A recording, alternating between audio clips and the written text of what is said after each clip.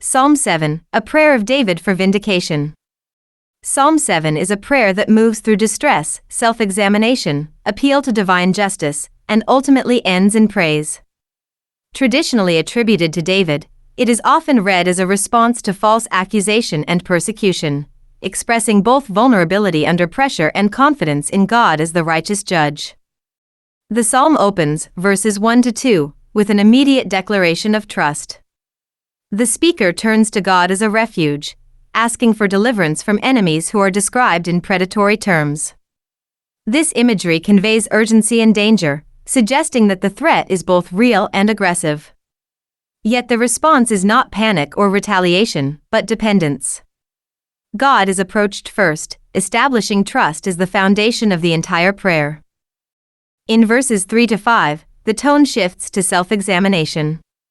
The speaker presents himself before God with a willingness to be judged. If he is guilty of wrongdoing, he accepts the consequences. This is not a claim of absolute moral perfection, but rather a protest of innocence regarding the specific accusations made against him.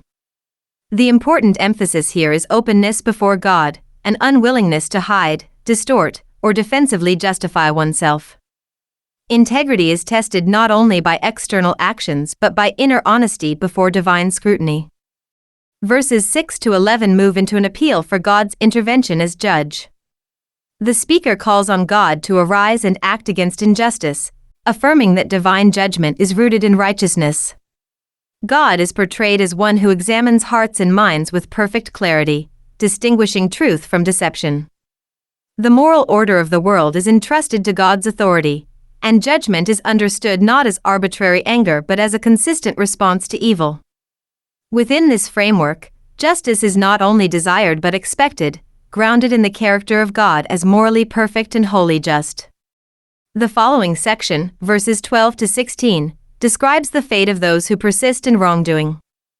Evil is depicted as self-destructive. Those who conceive violence and deceit ultimately fall into the consequences of their own actions.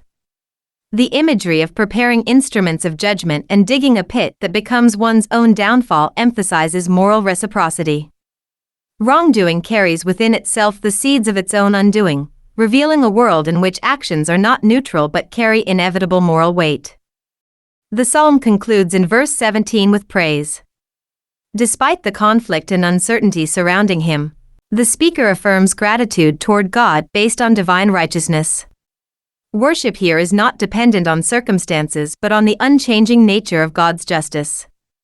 The movement from distress to praise completes the arc of the psalm, showing that trust in divine character leads ultimately to stability of heart. Taken as a whole, Psalm 7 presents a layered response to injustice, turning to God for refuge, submitting oneself to examination, appealing to divine judgment, recognizing the moral consequences of evil, and ending in worship. It affirms that truth is ultimately known by God, even when human judgment is flawed or incomplete. Within a broader theological reading, many also see echoes of this pattern fulfilled in Jesus Christ, who was falsely accused yet remained without wrongdoing, and who is understood as the final righteous judge. In that sense, the psalm not only reflects a personal plea for vindication but also points toward a larger hope that justice and truth will ultimately be perfectly revealed. Psalm 7, a meditation of David, which he sang to the Lord concerning the words of Cush, a Benjamite. O Lord my God, in you I put my trust. Save me from all those who persecute me, and deliver me, lest they tear me like a lion, rending me in pieces, while there is none to deliver. O Lord my God, if I have done this, if there is iniquity in my hands, if I have repaid evil to him who was at peace with me, or have plundered my enemy without cause, let the enemy pursue me and overtake me. Yes, let him trample my life to the earth, and lay my honor in the dust. Selah. Arise, O Lord, in your anger. Lift yourself up because of the rage of my enemies. Rise up for me to the judgment you have commanded. So the congregation of the people shall surround you. For their sakes, therefore, return on high. The Lord shall judge the peoples. Judge me, O Lord, according to my righteousness, and according to my integrity within me. O let the wickedness of the wicked come to an end, but establish the just. For the righteous God tests the hearts and minds. My defense is of God, who saves the upright in heart. God is a just judge, and God is angry with the wicked every day. If he does not turn back, he will sharpen his sword. He bends his bow and makes it ready. He also prepares for himself instruments of death. He makes his arrows into fiery shafts. Behold, the wicked brings forth iniquity. Yes, he conceives trouble and brings forth falsehood. He made a pit and dug it out, and is fallen into the ditch which he made. His trouble shall return upon his own head, and his violent dealing shall come down on his own crown. I will praise the Lord according to his righteousness, and will sing praise to the name of the Lord Most High.